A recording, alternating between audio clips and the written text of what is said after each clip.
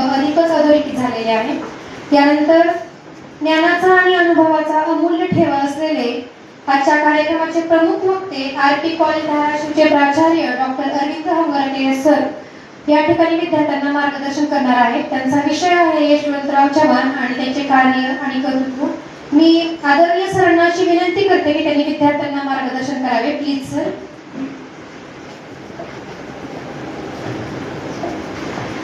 धन्यवाद. ज्यांची बाग फुलून आली त्यांनी 2 फुले द्यावी, ज्यांचे सूर जुळून आले त्यांनी 2 गाणी द्यावी. आभाळा एवढी उंची ज्यांची त्यांनी थोडे खाली यावे. मातीमध्ये जन्म मळले ज्यांचे त्यांना उचलून वरती घ्यावे, त्यांना उचलून वरती घ्यावे.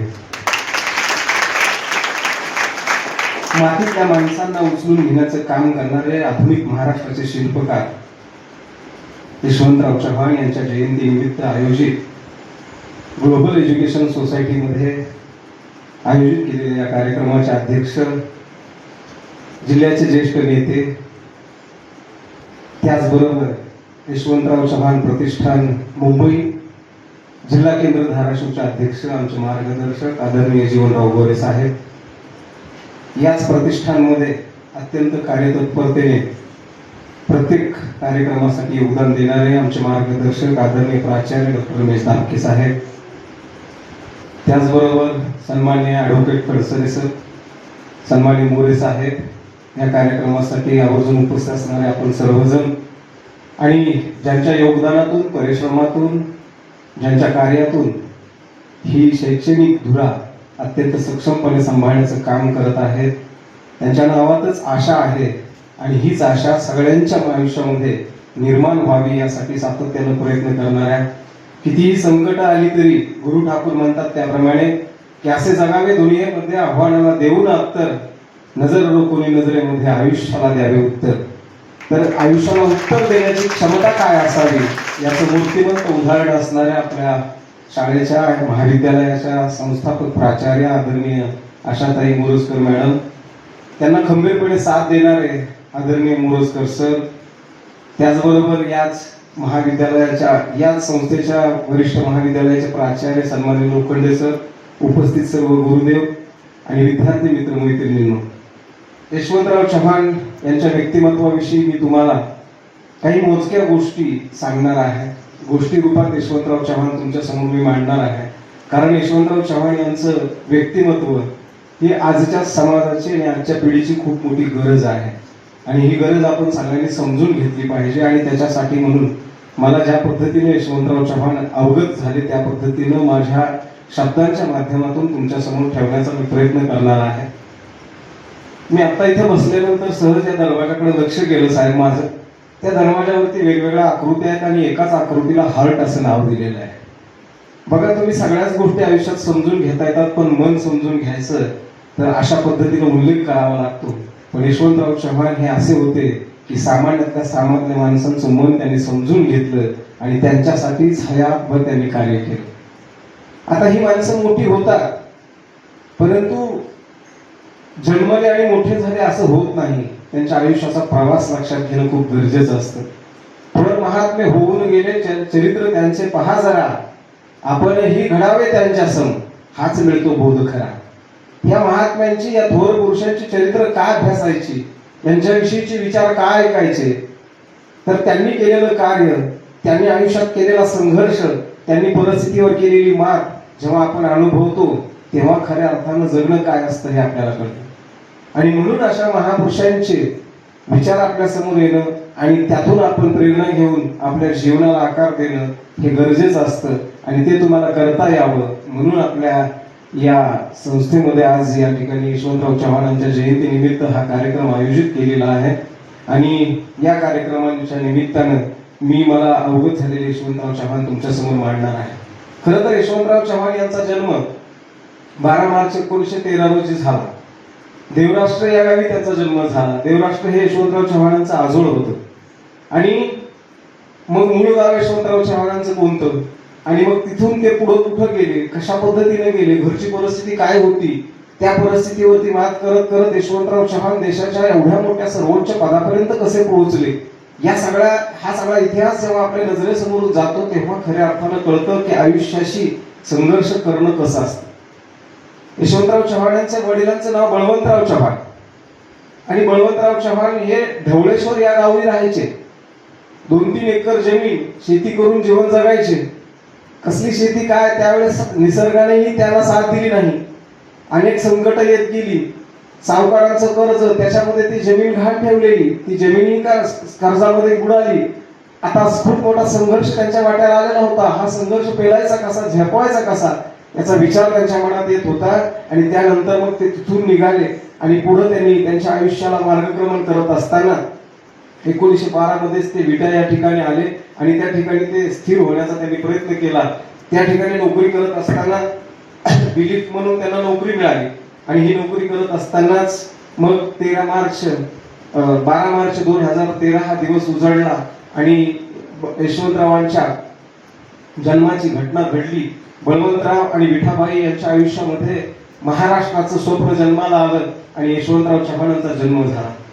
अत्यंत हालाकीच्या परिस्थितीत जन्माला आलेले यशवंतराव चव्हाण आणि पुढं आयुष्याला संघर्ष करता करता त्यांना द्यावं लागलेलं तोंड आणि त्यातून यशवंतरावांचं घडत गेलेलं व्यक्तिमत्व हे जेव्हा आपण आपल्या समोर ठेवतो तेव्हा खऱ्या अर्थानं कळतं की यशवंतरावांच्या आयुष्याला खऱ्या अर्थानं कोणी जर आकार दिला असेल तर त्या त्यांच्या आई विठाबाई. कारण वयाच्या 4थ्याच वर्षी यशवंतरावांच्या वडिलांचं छत्र हरवलं, बळवंतरावांचं निधन झालं आणि आता वडील गेलेले आहेत. घराची सगळी जबाबदारी आईवरती येऊन पडलेली आहे. आई सुशिक्षित नव्हत्या तरीही आईने या जीवनाला संघर्ष करायचा आहे आणि आपल्याला आपली लेकरं घडवायचे आहेत हा निर्धार मनाशी ठाम ठेवला. आणि यशवंतरावांना घडवण्यासाठी त्याचबरोबर 3 अपत्ये त्यांच्याकडे होती. 3 मुलं आणि 1 मुलगी. या सगळ्यांना घेऊन विठाबाई जगत राहिल्या. आता माहेरचा आधार घ्यावा म्हणून त्यांनी देवराष्ट्राला आल्या. त्या ठिकाणी देवराष्ट्रात माहेरी राहू लागल्या. यशवंतरावांचं बालपण हे देवराष्ट्रातच गेलं. बालपणी यशवंतरावांना त्यांचे मामा होते दाजी घाडगे नावाचे आणि मामांनी यशवंतरावांना जवळ केलं, आपुलकीनं आपलं म्हणून जवळ केलं आणि यशवंतरावांना त्यांनी मायेची ऊब दिली. अशा पद्धतीने यशवंतरावांचं बालपण त्यांच्या देवराष्ट्र या आजोळीत अत्यंत सुंदर पद्धतीनं जाऊ लागलं. त्याच ठिकाणी प्राथमिक शाळेमध्ये यशवंतरावांचा प्रवेश केला गेला. शाळेमध्ये शिकत असताना यशवंतरावांना वेगवेगळ्या समाजातील जाती धर्मातील मुलं त्या शाळेमध्ये भेटायची. यशवंतरावांना दिसून यायचं की समाजामध्ये कशा पद्धतीची परिस्थिती आहे, सामाजिक विषमता काय आहे याची जाणीव शालेय जीवनातच यशवंतरावांना होऊ लागलेली होती आणि त्यातूनच यशवंतरावांचं व्यक्तिमत्व कणखर होत गेलं. अशा पद्धतीने यशवंतरावांच्या आयुष्याचा प्रवास सुरू झाला. शालेय जीवनामध्ये देवराष्ट्राचे संस्कार यशवंतरावांच्या व्यक्तिमत्वाला घडवत गेले. प्राथमिक शाळेत असतानाच यशवंतराव चव्हाणांनी आपल्या सभोवताली असणाऱ्या सगळ्या गोष्टी आत्मसात करायला सुरुवात केली. कुलसुम चाची नावाची एक मुस्लिम समाजातील महिला त्या ठिकाणी होती आणि यशवंतरावांचा त्यांचा नातेसंबंध इतका दृढ झालेला होता की त्या गावात नवीन कोण आलं तर त्यांना असं वाटायचं की हा नातू आणि ही आजी आहे. अशा पद्धतीने यशवंतराव चव्हाणांचं आणि त्या कुलसुम चाचीचं एकमेकांशी नातं निर्माण झालेलं होतं. हा नात्यांचा ऋणानुबंध यशवंतरावांना लहानपणापासूनच अनुभवायला मिळालेला होता आणि म्हणूनच पुढे भविष्यात त्यांनी जेव्हा ऋणानुबंध नावाचं पुस्तक लिहिलं त्या ग्रंथामधून यशवंतरावांनी नात्याचं महत्व सांगितलं. आज नात्याचं महत्व समाजाला राहिलेलं नाही आणि म्हणून यशवंतराव चव्हाणांचं जीवन आदर्श आपल्या समोर असणं गरजेचं आहे. ते चरित्र जर आपण आदर्श मानून जगायला लागलो तर खऱ्या अर्थानं पुन्हा एकदा नातेसंबंध दृढ व्हायला सुरुवात होईल आणि म्हणून यशवंतरावांची जयंती करणं, यशवंतरावांचे विचार ऐकणं हे नितांत गरजेचं आहे असं मला या ठिकाणी वाटतं. यशवंतरावांनी पुढे 1927 ला कराडच्या शाळेमध्ये प्रवेश घेतला. कराडच्या शाळेमध्ये शिकत असताना बघा यशवंतरावांच्या परिस्थितीला त्यांनी कधीही भांडवल करू दिलं नाही. आईने सतत त्यांना आत्मबळ दिलं, प्रेरणा दिल्या, सातत्यानं लढण्यासाठी त्यांना प्रवृत्त केलं. कारण एक दिवस ही परिस्थिती बदलणार आहे असा आत्मविश्वास आईला होता आणि म्हणून आईने यशवंतरावांच्या मनामध्ये असेल किंवा त्यांच्या भावंडांच्या मनामध्ये असेल हा विचार सातत्यानं जागृत ठेवण्याचं काम केलं आणि यशवंतरावांच्या शिक्षणाची एक एक पायरी पुढे जाऊ लागली. तसतसे यशवंतराव व्यक्तिमत्वाने घडत होते. त्यांच्या मनामध्ये समाजाविषयी, देशाविषयी, माणसाविषयीची निष्ठा अधिकाधिक बळकट होऊ लागलेली होती. या सर्वांना कारणीभूत कोण असेल तर यशवंतरावांच्या आई विठाबाई होत्या. यशवंतरावांच्या व्यक्तिमत्वाची पायाभरणी कोण केली तर त्यांच्या आई विठाबाईने केलेली होती. कराडच्या शाळेमध्ये यशवंतरावांनी टिळक हायस्कूल नावाच्या शाळेमध्ये प्रवेश घेतला. लहान वयापासूनच त्यांना वाचनाचा छंद होता. आई स्वतः वेगवेगळ्या महाभारत, रामायण या ठिकाणच्या कथा यशवंतरावांना ऐकवायच्या. गावात कुठलं कथा कीर्तन असलं की त्या यशवंतरावांना घेऊन जायच्या.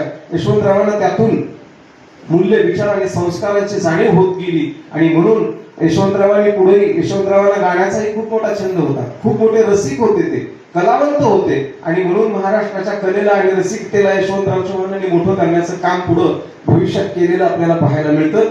आणि वेगवेगळे छंद जोपासत असताना वाचनाचा छंद खूप मोठ्या प्रमाणावर यशवंतरावांनी सांभाळलेला होता. ग्रंथ वाचनाचा त्यांना खूप मोठा नाद होता. म्हणजे पुढे भविष्यात जेव्हा यशवंतराव चव्हाण उपपंतप्रधान झाले, परराष्ट्र मंत्री झाले, तेव्हा जेव्हा फिरायचे तेव्हा प्रवासादरम्यान यशवंतराव चव्हाण पुस्तक वाचायचे आणि पुस्तकातून वेगवेगळे विचार आत्मसात करून त्या पद्धतीने सामाजिक जीवनामध्ये परिवर्तन घडवून आणणं गरजेचं आहे असा विचार त्यांनी मनाशी पक्का करत करत आयुष्याला आकार देण्याचा प्रयत्न केला. यशवंतराव चव्हाणांच्या आईवरचा जो प्रभाव यशवंतरावांवरती होता तो अत्यंत महत्वाचा होता. आज काय झालं बघा, आई आणि मूल यांच्यामध्ये प्रचंड ताण निर्माण होत चाललेला आहे. मुलं शिक्षणाच्या निमित्तानं शहराच्या ठिकाणी स्थायिक होतात आणि आई आणि वडील गावाकडे वाट पाहत राहतात. आईचा विसर पडणारी मुलं आज समाजामध्ये खूप मोठ्या प्रमाणावर आपल्याला दिसू लागलेली आहेत. मग ही आईची जाणीव अशी एवढी घट्ट असणारी, आई हीच आपला पहिला गुरु आहे असं पण म्हणणारे माणसं. आणि मग आईची समाजातली अवस्था अशी का झालेली? तर कारण आज मुलांवरती मूल्य आणि संस्कार खूप कमी प्रमाणात होऊ लागले. ज्या आईनं आपल्याला लहानाचं मोठं केलं, ज्या आईनं आपल्याला वाढवलं, ज्या आईनं आपल्याला मोठं केलं, तिचा विसर आपल्याला पडावा ही अत्यंत दुर्दैवी गोष्ट आहे. आणि म्हणून आम्ही पुन्हा एकदा यशवंतरावांच्या चरित्राचा जागर करणं गरजेचं आहे. यशवंतरावांनी कशा पद्धतीनं मातृभक्ती सांभाळली, निश्चित मातृभक्त म्हणून यशवंतरावांना कसं ओळखलं जात होतं याचाही विचार आपण केला पाहिजे. आईच्या विचाराचा आणि मूल्यांचा प्रभाव यशवंतरावांच्या व्यक्तिमत्वावरती एवढा मोठा होता की आईचा संघर्ष त्यांनी लहान वयापासून अनुभवलेला होता.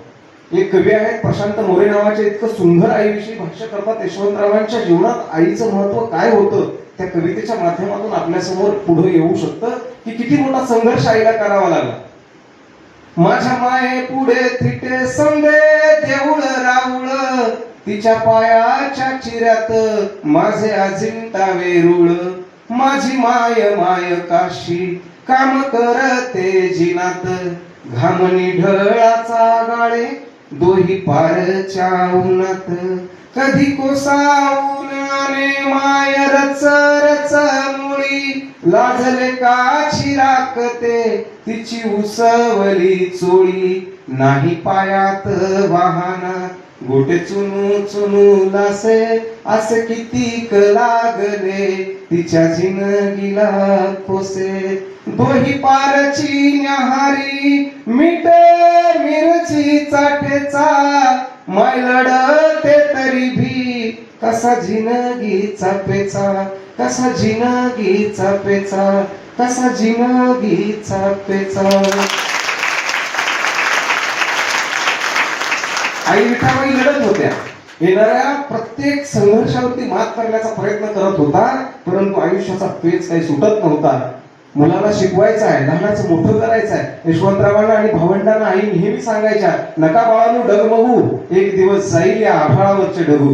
म्हणजे एक दिवस हे दुःख दूर होणार आहे, तुम्ही घाबरू नका, लढत राहा, संघर्ष करा. आणि ही आईची प्रेरणा घेऊन यशवंतराव चव्हाण शिकायला लागले. शिकत शिकत यशवंतराव चव्हाण जेव्हा कराडच्या शाळेत टिळक हायस्कूलमध्ये त्यांनी प्रवेश केला, त्याही ठिकाणी त्यांना वेगवेगळे छंद जडले. यशवंतरावांनी वाचनाचा छंद जोपासला. पुढे यशवंतराव चव्हाण कोल्हापूरच्या कॉलेजमध्ये शिकत होते. कोल्हापूरमध्ये त्यांनी पदवीपर्यंत शिक्षण पूर्ण केलं आणि पदवीपर्यंत शिक्षण पूर्ण झाल्यानंतर आता गावी गेलं पाहिजे असा यशवंतरावांच्या मनात विचार आला. मग ते कोल्हापूरहून कराडला आले.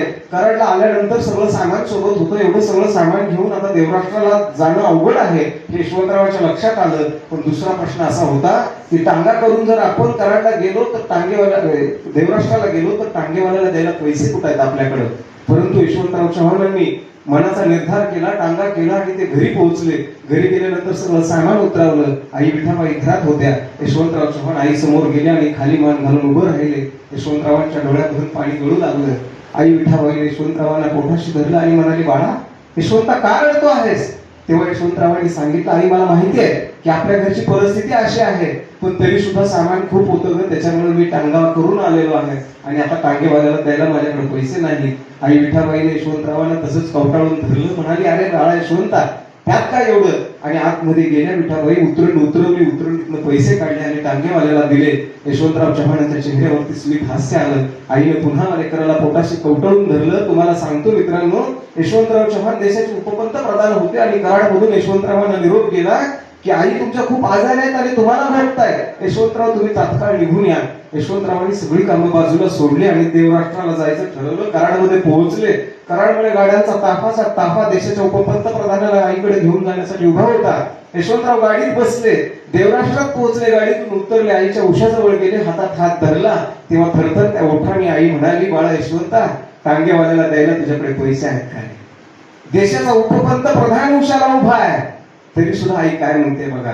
अशी माणसं या मातीमध्ये घडून गेली आणि म्हणून यशवंतराव चव्हाणांसारखं व्यक्तिमत्व घडलेलं आहे.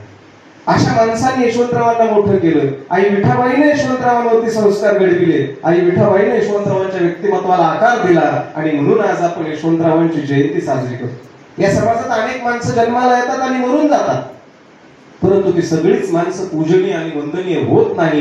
त्याचं कारण असं आहे की ती माणसं माणूस म्हणून जन्माला आलेल्या या गोष्टीचाच विसर त्यांना पडलेला असतो आणि हीच परिस्थिती आज समाजात आपल्याला पाहायला मिळते. आपण माणूस आहोत याची जाणीवच उरलेली नाही. आत्ताच दापके साहेबांनी सांगितलं तसं की तत्कालीन सामाजिक जीवनातली परिस्थिती, तत्कालीन राजकीय जीवनातली परिस्थिती आणि आजच्या राजकीय जीवनातली परिस्थिती आणि सामाजिक जीवनातली परिस्थिती याचा कुठंच ताळमेळ लागत नाही. कारण त्या काळात 100% समाज, 80% समाजकारण आणि 20% राजकारण होतं. आज काय झालं बघा, 80% राजकारण आणि 20% समाजकारण उरले. ते 20% सुद्धा आता नावालाच राहिलेलं आहे. आणि मग अशी जर परिस्थिती निर्माण होत गेली तर मग या महाराष्ट्राचं काय होईल, इथल्या परंपरेचं काय होईल, या महाराष्ट्राने दिलेल्या विचाराचं आणि इथल्या मूल्यांचं काय होईल, हा प्रश्न आज तुमच्या आमच्या समोर उभा राहतो. आणि हा प्रश्न जर पुढे जायचा नसेल तर म्हणून आम्हाला यशवंतरावांच्या वाटेने पुढे गेलं पाहिजे. या महापुरुषांनी आपल्याला वाटा निर्माण करून दिलेल्या आहेत. त्या वाटा जर आपण चोखाळण्याचा प्रयत्न केला तर आपली आयुष्यातली वाट चुकणार नाही हे निश्चित आहे. योग्य वाटेने जायचं असेल तर आपल्याला या महापुरुषांचे चरित्र अभ्यासावी लागतील आणि त्या चरित्राच्या दिशेने आपल्याला पुढे जावं लागेल. ग्रंथ हेच गुरु आहेत ही जाणीव यशवंतरावांना शालेय जीवनापासूनच झालेली होती आणि म्हणूनच वाचनाचा छंद त्यांनी कधीही बंद पडू दिला नाही. जेव्हा परदेशाच्या दौऱ्यावरती यशवंतराव जायचे तेव्हा वेणुताईंना तिथून पत्र लिहायचे. त्या पत्रांचं सगळं एकत्रितकरण करून त्यांनी सह्याद्रीचे वारे नावाचा एक सुंदर ग्रंथ पण यशवंतरावांनी काढलेला आहे. म्हणजे अशा पद्धतीने यशवंतरावांनी आपला छंद कधीही मागे पडू दिला नाही किंवा कोण काय म्हणतं याच्याकडे कधीही लक्ष जाऊ दिलं नाही. स्वतःचा विचार पक्का ठेवून यशवंतराव आयुष्यामध्ये लढत राहिले, संघर्ष करत राहिले. आज आपण पाहतो महाविद्यालयामध्ये किंवा शालेय जीवनामध्ये वाचन हा संस्कारच हद्दपार होत चाललेला आहे. मुलं वाचतच नाहीत. मग वाचलंच नाही तर आपलं व्यक्तिमत्व घडलं कसं? आपल्या व्यक्तिमत्वाला आकार द्यायचा असेल तर आपण पुस्तकांची मैत्री केली पाहिजे, पुस्तकांच्या सानिध्यात गेलं पाहिजे. यशवंतराव चव्हाणांचं जेव्हा निधन झालं तेव्हा यशवंतराव चव्हाणांचे मागे राहिलेली प्रॉपर्टी काय असा जेव्हा एक लेख आलेला होता तेव्हा त्यामध्ये यशवंतरावांच्या बँक खात्यात फक्त 27,000 रुपये शिल्लक होते. देशाच्या उपपंतप्रधान असणाऱ्या एका महापुरुषांच्या खात्यामध्ये किती शिल्लक होते बघा, 27,000 रुपये आणि 2-2.5 ग्रंथ यशवंतरावांचे त्या काळी होते. म्हणजे इतकं पुस्तकावर प्रेम करणारी ही माणसं. आज जिल्हा परिषद असेल किंवा ग्रामपंचायत सदस्य जरी झाला तरी त्याची काय रुबाब आहे आपण सगळेजण बघतो. आज साहेब ग्रामपंचायतचे सदस्य सुद्धा पीए ठेवू लागलेले आहेत. म्हणजे यशवंतरावांनी स्वतःचं काम नेहमी स्वतःच केलं.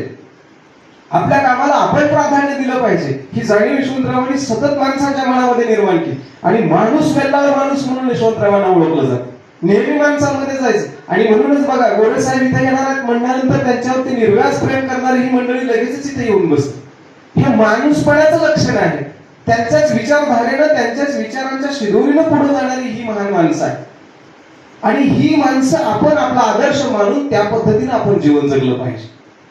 आज माणूस की हद्दपार झाली, मानवता संपली, माणूस उरला नाही असा विचार सगळीकडे समाजात ऐकायला मिळतोय. तेव्हा आपण काय केलं पाहिजे तर अशा महापुरुषांना आपला आदर्श मानून जीवन जगलं पाहिजे. यशवंतराव चव्हाण महाराष्ट्राच्या कानाकोपऱ्यात जिथून जातील तिथं त्यांच्यावरती प्रेम करणारी प्रचंड माणसं होती. ही माणसं कमवण्याचं काम यशवंतरावांनी केलेलं होतं आणि तोच विचार आपण सुद्धा अंगीकारला पाहिजे. मी तुम्हाला सांगत होतो की यशवंतरावांनी पुस्तकांची का मैत्री केली तर पुस्तकं माणसाला घडवतात आणि ज्या पुस्तकाच्या माध्यमातून आपण घडतो पण नाही, एकदा विचाराने माणूस परिपक्व झाला की आपल्याला पुन्हा नतमस्तक होण्याची आवश्यकता लागत नाही. आणि म्हणून आपल्या व्यक्तिमत्वाला आकार देणारे कुठलं महत्वाचं साधन असेल तर ते पुस्तक आहे. पण आज पुस्तकं धूळखात पडलेली आहेत. कुठेतरी हा विचार आपल्या मनात आला पाहिजे आणि आपण पुस्तकांची मैत्री केली पाहिजे. पुस्तक काळ मला म्हणाले, बहुतेक आमचे दिवस संपले. एक काळ होता आमचा मान होता देवाऱ्याचा, राज रोज चालता तिथं आमचे प्रकाशन सोहळे. भेट म्हणून दिले जाते आम्हाला कित्येकांना, मग सुरू होतो आमच्या आयुष्याचा निरर्थक प्रवास. काचेच्या अलमारीत ठेवलं जातं आम्हाला शोपीस ठेवल्यासारखे. गाडीच्या सीटवर पडून असतो आम्ही वर्षानुवर्ष. कालांतराने येतात तिथं आमची भावंड, मग सुरू होतो आमच्या निरर्थक आयुष्याचा निरर्थक प्रवास. फेकून दिलं जातं आम्हाला कुठंतरी आडगळीला, धुळीनं गुदमरतो आमचा जीव. वाळव्या कुडतडतात आमच्या एका अवयवाला, मग विकलं जातंय आम्हाला एखाद्या भंगारवाल्याला किलोच्या भावात. मग निघते आमची वरात उघड्या गाड्यावरून गावोगाव गल्लोगल्ली. एखादा दुकानदार जास्तीचे पैसे देऊन खरीदतो आम्हाला. वेगवेगळं करतो आमच्या एका अवयवाला. ताऱ्याचा गळफास पुन्हा आमच्या नरड्याला. दुकानाच्या शटरवर आम्ही शोपीस ठेवल्यासारखे. पुस्तक काल मला म्हणाले, बहुतेक आमचे दिवस संपले. पुस्तक काल मला म्हणाले, बहुतेक आमचे दिवस संपले.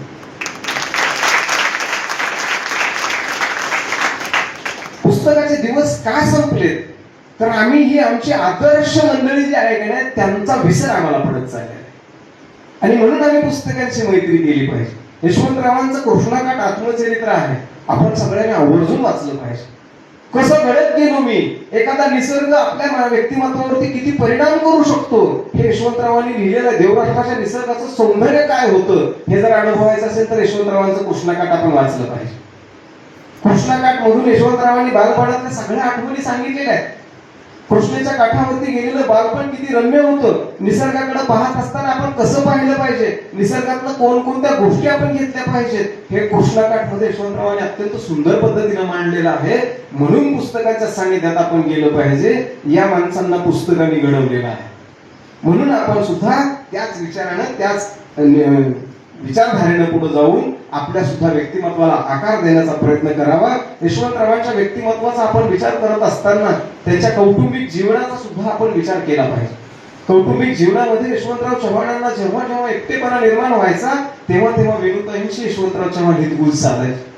आपल्या संस्कृतीमध्ये म्हण आहे, प्रत्येक यशस्वी पुरुषाच्या पाठीमागे एक स्त्री खंबीरपणे उभी असते. यशवंतरावांच्या आयुष्यात ही विठाबाई जशा पद्धतीनं होत्या तसेच विठाबाईच्या नंतर यशवंतरावांच्या आयुष्यामध्ये वेणुताई आल्या. वेणुताईंनी यशवंतरावांच्या आयुष्यामध्ये खंबीरपणे साथ दिली. कधीही डगमगल्या नाहीत, कधीही कोणतीही संकट आली तरी त्या मागं हटल्या नाहीत, मागं सरल्या नाहीत. वेणुताईंचा आणि यशवंतरावांचा ऋणानुबंध काय होता तर त्याचं जर आपल्याला वर्णन वाचायचं असेल तर यशवंतराव चव्हाणांनी लिहिलेले ग्रंथ त्याचा अभ्यास आपल्याला करावा लागेल की काय सुंदर पद्धतीने वेणुताईंचा आणि यशवंतरावांचा ऋणानुबंध झालेला होता. बघा, म्हणजे यशवंतरावांचं लग्न जेव्हा झालं की नाही तेव्हा पहिलीच संक्रांत आली आणि पहिल्याच संक्रांती दिवशी यशवंतराव भूमिगत होते. त्यावेळी पोलीस घरावरती आले आणि पोलिसांनी वेणुताईंना कैद केली. बघा, आताची जर वेणुताई असती तर काय केलं असतं तिने बघा. पण त्या वेणुताई डगमगल्या नाहीत, घाबरल्या नाहीत, खंबीरपणे त्या तिथे यशवंतरावांच्या पाठीशी उभ्या राहिल्या. कारण वेणुताईंनाही माहिती होतं की यशवंतराव चव्हाण कोणत्या पद्धतीचं कार्य करत आहेत आणि त्याच पद्धतीनं वेणुताईंनी त्या गोष्टीला सामोरे गेल्या. त्यांना तुरुंगवास सोसावा लागला परंतु त्या डगमगल्या नाहीत, घाबरल्या नाहीत. त्याच पद्धतीने त्यांनी ते सहन केलं आणि यशवंतरावांची साथ कधीही सोडली नाही. वेणुताईंच्या बाबतीत यशवंतरावांच्या बाबतीत एक प्रसंग घडला. संरक्षण मंत्री म्हणून यशवंतरावांना जेव्हा नियुक्त करायचं होतं तेव्हा पंडित जवाहरलाल नेहरूंचा फोन आला की यशवंतरावजी तुम्हाला आम्ही संरक्षण मंत्री म्हणून नियुक्त करतो आहोत, आमच्या मंत्रिमंडळात तुम्ही या. तेव्हा यशवंतराव पंडित नेहरूंना म्हणाले, नाही मला एका व्यक्तीला विचारावं लागेल. पंडित जवाहरलाल नेहरू म्हणाले, देशाचा पंतप्रधान तुम्हाला सांगतो आहे की तुम्ही संरक्षण मंत्री म्हणून या आणि तुम्ही कुणाला विचारायचं म्हणताय. त्यावेळी यशवंतराव चव्हाण निष्ठेपणे म्हणाले की मिसेस वेणुताई, मिसेस चव्हाणला मला विचारावं लागेल. म्हणजे आपल्या पत्नीवरती किती मोठा विश्वास यशवंतरावांचा होता. वेणुताईंना विचारावं लागेल असं म्हणून त्यांनी देशाच्या पंतप्रधानांना सुद्धा तसं सांगितलं. म्हणजे अशा पद्धतीनं पती पत्नीचं नातं काय असावं याचं सुंदर उदाहरण म्हणजे यशवंतराव चव्हाण आणि वेणुताई होत्या. म्हणजे आत्रेंनी जेव्हा यशवंतरावांवरती टीका केली की महाराष्ट्राला निपुत्रिक मुख्यमंत्री मिळाला त्यावेळी यशवंतरावांनी जेव्हा अत्रेंना सांगितलं की मी निपुत्रिक असण्याचं कारण काय आहे, त्यावेळी अत्रेंनीही यशवंतरावांच्या आणि वेणुताईंचे हात जोडून माफी मागितली होती. कारण जेव्हा वेणुताईंना पोलिसांनी कैद केली होती तेव्हा त्या मारहाणीमध्ये वेणुताईंच्या गर्भावरती मार बसला आणि वेणुताई कधीही माता होणार नाहीत असं डॉक्टरांनी सांगितलेलं होतं. यामुळं यशवंतराव चव्हाण निपुत्रिक होते. परंतु अत्रेंना ही गोष्ट माहिती नव्हती. जेव्हा माहिती झाली तेव्हा अत्रेंनी वेणुताईची आणि यशवंतरावांची माफी मागितली की मला माफ करा, मला ही गोष्ट माहिती नव्हती. म्हणजे विरोधकांनाही किती समजपणे आणि संयमपणानं बोलावं हे यशवंतराव चव्हाणकडून शिकलं पाहिजे. यशवंतराव चव्हाण तेवढेच मिश्किल पण होते. अशा पद्धतीनं व्यक्तिमत्वाचे विविध आयाम विकसित करण्याचं काम यशवंतराव चव्हाणांनी केलं आणि म्हणून या महाराष्ट्राला आधुनिक महाराष्ट्राचे शिल्पकार मिळाले ते यशवंतराव चव्हाणांच्या रूपात. आपण सगळेजण म्हणतो की संयुक्त महाराष्ट्राचे पहिले मुख्यमंत्री यशवंतराव चव्हाण झाले. मुख्यमंत्री झाले, परराष्ट्र मंत्री झाले, संरक्षण मंत्री झाले, उपपंतप्रधान झाले. किती महत्वाची पदं यशवंतरावांनी सांभाळली, जोपासली, परंतु स्वतःचा माणूस त्यांनी कधीही मरू दिला नाही. ही माणुसकीची जाणीव यशवंतराव चव्हाणांनी सांभाळली आणि म्हणूनच यशवंतराव चव्हाण हे आदर्श व्यक्तिमत्व म्हणून आपण त्यांच्याकडे पाहतो. यशवंतराव चव्हाण यांनी स्वातंत्र्य लढ्यातही तशाच पद्धतीने सहभाग घेतला. स्वातंत्र्य लढ्यातही त्यांनी कधीही स्वतःला कमी पडू दिलं नाही. गांधीजींच्या सहकार चळवळीचा प्रभाव यशवंतरावांच्या व्यक्तिमत्वावरती पडत गेला आणि त्यातून यशवंतरावांनी देश स्वातंत्र्याच्या चळवळीला स्वतःला झोकून दिलेलं होतं आणि म्हणूनच या देशाला स्वातंत्र्य मिळविण्यासाठी जे जे सोसावं लागेल, जे जे सहन करावं लागेल ते सगळं त्यांनी सहन करण्याचं काम केलेलं आहे. या महापुरुषांचे पुतळे आपण उभं करतो, परंतु त्यांचा आदर्श मात्र आपण घेत नाही. ही आपल्या आयुष्यातली सगळ्यात मोठी आणि दुर्दैवी गोष्ट आहे. नुसते पुतळे उभे करून भागणार नाही. खरं तर कुसुमाग्रजांनी त्याच्यावरती एक सुंदर कविता लिहिली की एके दिवशी मध्यरात्री चौतऱ्यावरती 4 पुतळे गोळा झाले आणि आसरू गाळू लागले. पुतळ्यांनाही रडू यावं इतकं खालच्या दर्जाचं काम माणसं करू लागलेले. मग आपण माणूस म्हणून जन्माला आल्याचं काही सार्थक करायचंय का नाही याचाही कुठेतरी आपण विचार केला पाहिजे आणि त्या पद्धतीनं आयुष्याला आकार देण्याचं काम केलं पाहिजे. जगणे सुंदर आहे, मरणे सुंदर आहे, जगण्या मरण्यामधले उरणे सुंदर आहे. हे उरणे म्हणजे यशवंतराव चव्हाण आहे आणि म्हणून ते आपल्यासाठी आदर्श आहेत आणि म्हणून आज आपण सगळेजण त्यांच्या विचारांना ऐकण्यासाठी एकत्रित जमलेलो आहोत. आणि म्हणून आयुष्यामध्ये हे उरणं आपण सगळ्यांनी आत्मसात केलं पाहिजे.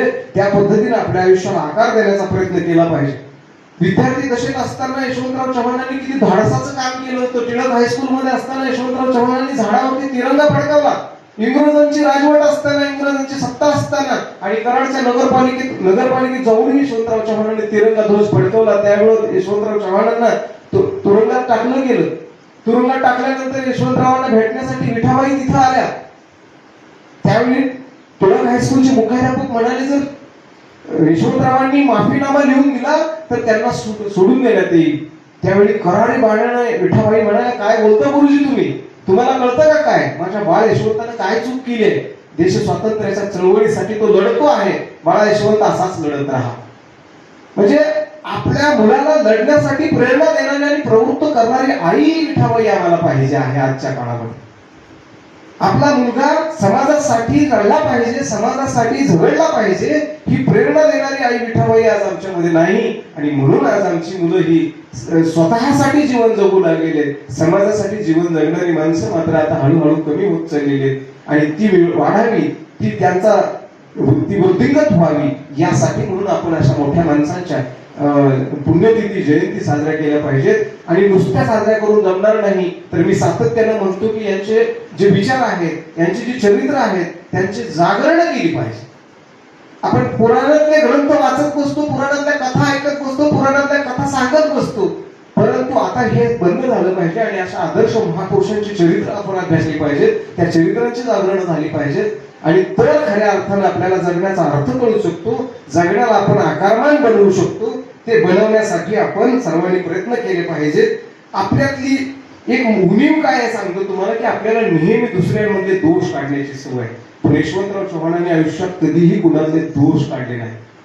जरी असले दोष तरी ते स्वीकारले आणि त्या दोषासहित तो माणूस स्वीकारला. म्हणून यशवंतराव चव्हाणांनी कधीही माणूस द्वेष केला नाही. अशा पद्धतीने यशवंतरावांनी माणसांविषयीचं प्रेम मिळवलं. अशा यशवंतराव चव्हाणांच्या संदर्भानं एक छोटीशी बोधकथा तुमच्या समोर मी ठेवतो की माणसाकडे गर्व आला आणि अहंपण आला की माणसाचा विनाश होत असतो. परंतु यशवंतरावांनी कधीही गर्व येऊ दिला नाही किंवा कुठल्या गोष्टीचा अहंपणा येऊ दिला नाही. एका जंगलामध्ये एक झाड होतं, त्या झाडाच्या कडेला एक नदी वाहत होती. त्या झाडावरती एक कबूतर बसलं होतं. त्या जंगलामध्ये एक पारधी आला आणि त्यानं त्या कबुतरावरती निशाणा धरला. कबुतराची शिकार आता पारधी करणार, तेवढ्यात पारध्याच्या पायाला मुंगी चावली आणि बंदुकीचा नेम हुकला. बंदुकीच्या आवाजाने कबूतर उडून गेलं. कबुतराचा जीव वाचला. त्याच जंगलात एके दिवशी मुंगी पाण्याच्या ओढीने त्या नदीकडे गेली आणि पाय घसरून पाण्यामध्ये पडली. कबूतर झाडावरती बसलेलं होतं. कबुतरानं पाहिलं की मुंगी जीवाच्या आकांतानं ओरडत आहे, तडपडत आहे. कबुतरानं झाडावरचं एक पान तोडलं आणि पाण्यात टाकलं. मुंगी त्या पानावरती चढली आणि हळूहळू पाण्याच्या कडेला आली. कबुतरानं मुंगीचे प्राण वाचवले, मुंगीनं कबुतराचे प्राण वाचवले. या महाराष्ट्रामध्ये ही संस्कृती होती, एकमेका सहाय्य करू अवघे धरू सुपंत. परंतु नंतर झालं काय तुम्हाला सांगतो की इथली माणसं गर्विष्ठ झाली, इथली माणसं अहंभाव त्याच्याकडे निर्माण झाला आणि तीच विचारधारा पशु पक्ष्यांपर्यंत सुद्धा कशी पोहोचली हे मला तुम्हाला या कथेतून सांगायचं आहे. एके दिवशी झाडावरती तसंच कबूतर बसलेलं होतं. मुंगी पाण्याच्या ओढीनं त्या नदी किनारी गेली, पाय घसरून पाण्यात पडली. मुंगी जीवाच्या आकांतानं ओरडत होती, तडपडत होती. त्यावेळी कबुतराचा गर्व जागा झाला आणि कबूतर म्हणाल कितीदा या मुंगीला मीच वाचवायचं, जाऊ दा मरण का गेली, मला काय करायचंय. आणि त्यावेळी पारधी त्या जंगलात आलेला होता. त्यानं ओळखलं मुंगी पाण्यात पडलेली आहे. कबूतर गर्वात बुडालेला आहे. पारध्यानं कबुतरावरती नेम धरला आणि बरोबर कबुतराचा प्राणही गेला, मुंगीही मेली आणि कबूतरही मेलं. गर्वाचं घर खाली झालं. म्हणून आयुष्यात कधी कुठल्या गोष्टीचा गर्व येऊ द्यायचा नाही. ही माणसं निगर्विष्ठ होती आणि म्हणून ही मोठी झाली. आपल्याला आयुष्यामध्ये मोठं व्हायचं असेल तर कुठल्याही गोष्टीचा गर्व आपल्याकडे येऊ देता कामा नये. यशवंतरावांच्या व्यक्तिमत्वाचे जे पैलू आहेत ते अशा पद्धतीचे. एवढ्या वेगवेगळ्या पैलूंनी यशवंतरावांचं व्यक्तिमत्व घडलेलं आहे. उत्तम साहित्यिक म्हणूनही यशवंतरावांकडे पाहिलं जातं. खरं तर अनेक अभ्यासक असं सांगतात की राजकारणाच्या ओघामध्ये आम्ही या महाराष्ट्रानं एक उत्तम साहित्यिक हरवलेला आहे.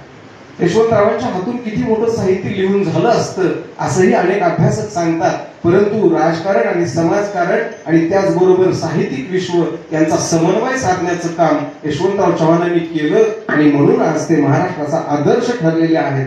मी पाय धूळ घेतो जेव्हा तुमची जराशी, माझी ललाट रेषा बनते प्रयाग काशी. या माणसांची पाय धूळ जोपर्यंत आपण आपल्या ललाटाला लावणार नाही तोपर्यंत आपल्या आयुष्यात आपण यशस्वी होणार नाही, हे कायम लक्षात ठेवा. यशवंतराव चव्हाणांनी केलेलं सामाजिक कार्य, शैक्षणिक कार्य, सांस्कृतिक कार्य, कृषी क्षेत्रातील कार्य इतकं मोठं आहे की ते आपण कधीही विसरू शकणार नाही. आज आपण पाहतो, आपण सगळेजण शेतकऱ्याची पोर आहे. काय भयानक अवस्था झाली हो शेतकऱ्याची.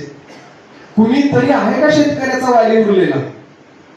आणि सगळ्यांनी शेतकऱ्याची थट्टा लावलेली आहे. पण यशवंतराव चव्हाणांनी कधीही इथल्या शेतकऱ्याला मरू दिलं नाही. इथल्या शेतकऱ्याला तारण्याचं काम केलं. कृषी क्षेत्रामध्ये जी धोरणं यशवंतराव चव्हाणांनी राबविली ती धोरणं आजही महाराष्ट्राच्या कानाकोपऱ्यात आपल्याला पाहायला मिळतात. परंतु त्यांचा विकास आणि विस्तार होणं गरजेचं होतं. परंतु इथं पुढे आलेली जी व्यवस्था होती त्या व्यवस्थेने याच्याकडे दुर्लक्ष केलं आणि आज 21व्या शतकात ग्लोबलायझेशनच्या काळात, संगणकीकरणाच्या काळामध्ये शेतकऱ्यांची मात्र माती होत चाललेली आहे. त्याला विचारणारा, त्याला पुसणारा कुणीही उरलेला नाही. आणि म्हणून आपण पुन्हा एकदा या शेतकऱ्यांच्या विषयीची तळमळ यशवंतरावांच्या विचारातून समजून घेतली पाहिजे. काय कृषीविषयक धोरणं होती यशवंतरावांची. शेतकऱ्यांच्या जीवनामध्ये परिवर्तन आणि बदल घडवून आणण्यासाठी यशवंतरावांनी किती कसोशीने प्रयत्न केलेले होते. जलसिंचनाच्या सोयी कशा पद्धतीने शेतकऱ्यांसाठी उपलब्ध करून दिलेल्या होत्या याचाही विचार आपण करणं गरजेचं आहे. आजच्या परिस्थितीमध्ये शेतकऱ्यांची जी केविलवाणी अवस्था झालेली आहे त्याला कारणीभूत कोण आहे याचा विचार जेव्हा आपण करतो तेव्हा या व्यवस्थेकडे आपलं बोट जातं. शेतकऱ्यांना कर्जमाफी देणार, शेतकऱ्यांना हे करणार ते करणार अशी आश्वासनं खूप मोठ्या प्रमाणावर दिली जातात. परंतु सत्यात मात्र परिस्थिती इतकी भयानक आहे. मीही एक शेतकऱ्याचा पोरगा आहे. जेव्हा शेतामध्ये आपण काम करतो तेव्हा कळतं किती ऊन आहे बघा. आपण सभागृहात फॅन खाली बसलेलो आहोत तर आपल्याला कशा पद्धतीचा त्रास होतोय आणि अशा उन्हात शेतात राबणारा शेतकरी त्याची काय हालातचेष्टा होत असेल. म्हणजे असे कसे रे आभाळा तुझे काळीज झाले दगडाचे, रडू लागले दाणे हाल पाहून बापाचे. त्या शेतात येणाऱ्या दाण्यांना सुद्धा या शेतकरीची कीव येते पण इथल्या माणसांना कीव येत नाही. फिरत होतो गर्दीत आणि गोंगाटात ही एकटेपणा अनुभवत भरल्या बाजारात तेवढ्यात कानावरती एक आवाज आला, 5ला 1 10ला 3 कुणीतरी डोक्यात काहीतरी आदळावं, अगदी तसं होऊन गर्दी बाजूला सारत आवाजाच्या दिशेने थोडा पुढे झालो. पाहतो तो काय, एक म्हातारा केविलवाण्या स्वरात सुरकुतल्या चेहऱ्यानं बेंबीच्या देठापासून ओरडत होता. 5 ला 1, 10 ला 3. भरून आलेल्या डोळ्यांच्या कडा पुसत मी त्याला म्हणालो, बाबा 10 ला 1, 20 ला 2 द्या.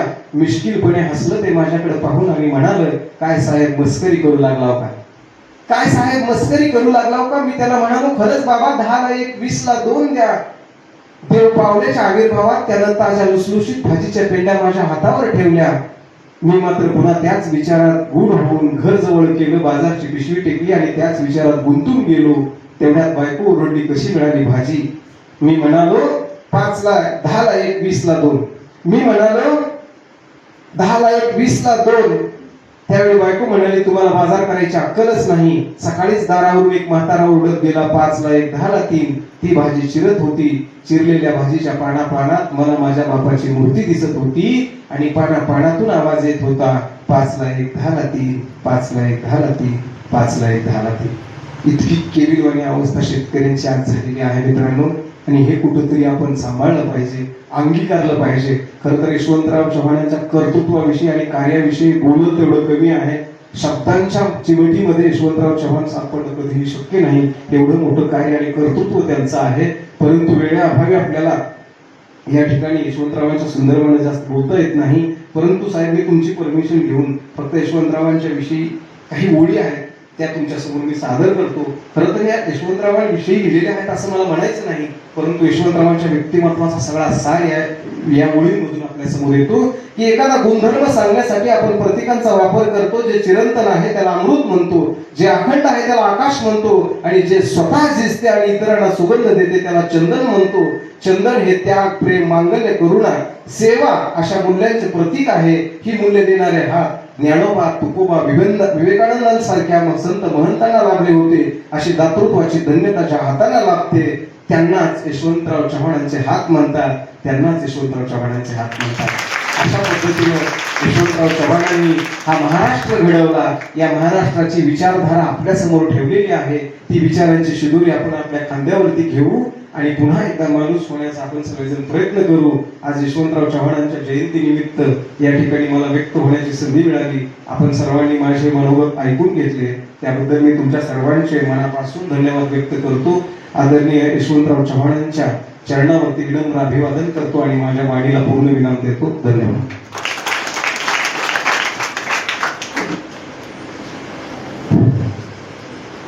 धन्यवाद सर. आपल्या या प्रेरणादायी विचारांनी आम्हाला नवी दिशा आणि प्रेरणा मिळेल. त्यानंतर आता आपल्या कार्यक्रमाच्या अत्यंत महत्त्वाच्या टप्प्याकडे आपण येत आहोत. आपल्या कार्यक्रमाचे आजचे अध्यक्ष